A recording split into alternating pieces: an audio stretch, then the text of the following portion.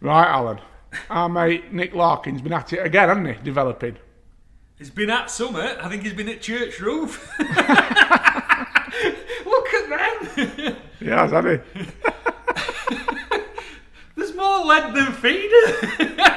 That's incredible. But with rain we've been having lately, that's exactly the sort of thing you're going to need to catch a barbel at Trent at the minute. It is, and I think your friends down on the River Wye have been asking for some feeders like this for a while. So Nick has put them into operation. Now we've got open enders and we've got some block enders. And these block enders are really nice. They've got a couple of features on them, but the main feature of them, obviously, is that little baby on the back end. Yeah. So we've got two sizes.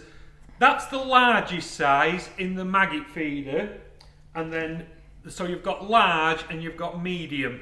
Yeah. But they've both got basically the same weights on them. So they come in 5 ounce, 6 ounce, 7 ounce, and 8 ounces. So this is why you need your disclaimer on screen, isn't it? We will not accept responsibility for any rods being snapped in the casting. Don't be chucking these out on the new Spectron Slims. These are not designed for Spectron Slims.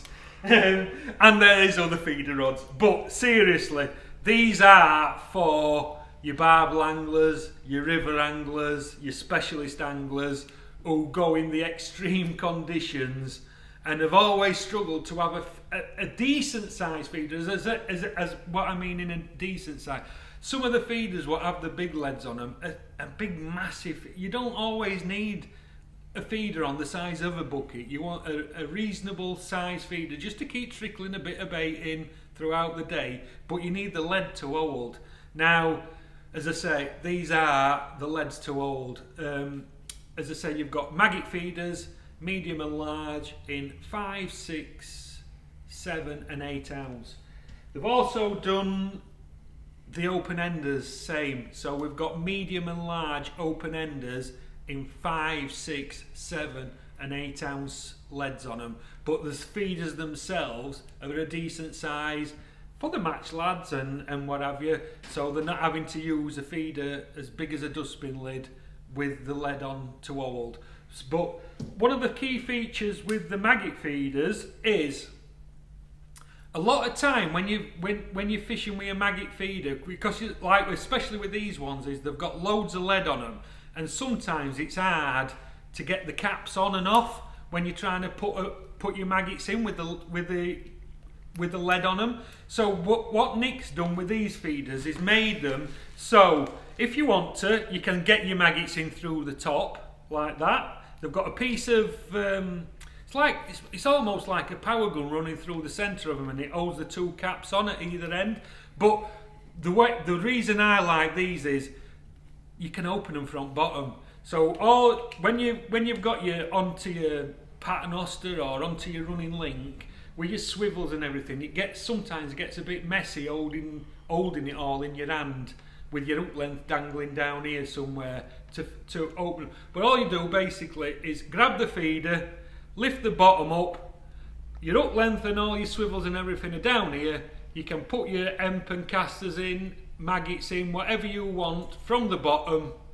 Put your cap back on. Your caps aren't going to come off when you cast them in because they're linked together in the middle, so they've got a bit of a twang to them, so they're not just going to fly off when you're trying to chuck them to the other side at Trent. And for me, they are a fantastic feeder. And that's not all, is it? We've got some little dinky ones that are new as well, haven't we? Well, we're going from one end of the spectrum to the other. Ooh, hey, oh, nearly broke your foot then, pal. Don't drop that on your toe. So we've got as new river feeders, and look at these for the commercials and the little dinky dinkies. handlers. This one is one what we he came up the other week, did Nick, to the shop, and we were asking him about feeders, and obviously there's not much he don't know about feeders, but what we said to him is we could do with a nice little plopping in feeder for commercial fishing in winter. So there's loads of ground bait feeders now on the market as feeder fishing's getting more specialised and whatever. But maggot feeders is the one what seems to get left behind all the time.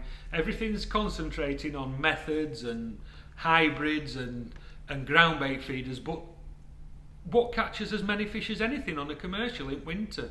Maggots and pinkies. Great baits. A lot of these venues now is silverfish matches in winter, and you've got a lot of hiding them and perch and things like that. So we asked him if he could do us a maggot, a really small maggot feeder, but something that still casts right easy. So what he came up with for us is these. Can you see them, Tom? We can. Beautiful little maggot feeders. That's got an 8 ounce. I'm still in big mode. That's got 8 grams on it, and that's got 16 grams on it. He's also done these ones, look, which is basically one just a side. Yeah, 2 hole rather than 1 2 hole. hole as opposed to 1 hole, in 8 gram and 16 gram. So it don't matter how far you want to chuck on a commercial, you'll always get a range with these 2 feeders. This one is definitely better. Again, it's got the elasticated top on it, so it's not going to fly off when you're casting it. This one is definitely more suited to your maggots. Look at the size of the holes in the feeder. A lot of problem for winter fishing, especially on commercials and that, is because the water's really cold. A lot of maggot feeders have too small a hole on them. You have to end up gouging the holes out to let the bait out, because your bait doesn't come out of them too. Sometimes it ain't a problem, but a lot of time you're in and out catching small fish, so you don't want to be leaving trails of maggots coming from where your feeders, your catching zone, to winding in and dropping maggots and getting fish all over in your peg. You want, when your feeder hits the water, you basically want your bait coming out and you catch on drop and catch on bottom with your maggot feeder. So they've got loads of nice size holes in them. So the bigger one of the 2 hole version, is better for maggots and things like that. They've got big holes in them so your bait falls out. But with these little ones, just put in half a dozen maggots in, or half a dozen pinkies, so you don't want to be overfeeding them. You've still got the same size holes in as you have on the 2 hole feeder, so your bait will come out pretty quick, but you're never going to overfeed with a feeder that size.